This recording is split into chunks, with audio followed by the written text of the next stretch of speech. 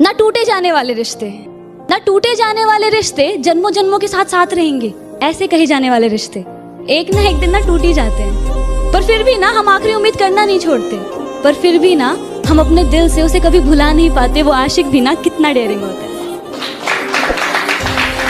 दिल पूरी तरह टूट जाता है, दिल पूरी तरह टूट जाता है, हम खुद से ही रूठ से जाते हैं, पर फिर भी हम अपने दिल को उसको मनाने से रोक नहीं पाते। वो आशिक भी ना कितना डेयरिंग होता है। कि जान जाके करब अपना घरे शादी के बाद हम आके तोहार डोलिया उठा ले जाए। कि जान जाके करब घरे शादी के बाद आके हम तोहार डोलिया उठा ले जाए। और यदि ना मनबू तो ठाकुर जी आके तारा घरे बंदूक के नोकिया पर टांग ले जाइए। खाली कर कुर्सी ठकुरा नया बताड़े रंगदार होवे कारे रंगदारों के वो तो हमें रंगदारे। बेटा यादव जी से पंगा लेबे तो तोरी गौवा में घुस के ललकार दिहलो। कि बेटा यादव जी से पंगा लेबे तो तोरी गौवा में घुस के ललकार दिहलो।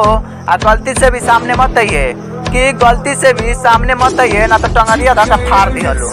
जाने हल्का मेलना यही रान के आज रात भना चाहिए।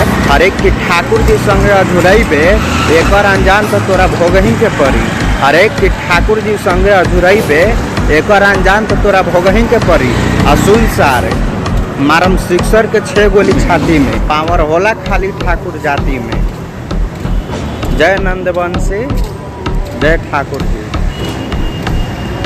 धमकी का देलू रंगा बाज हो कि नेता हो। अरे बोल ना। छाती में झारा मारी ठकुरान जी के बेटा हो।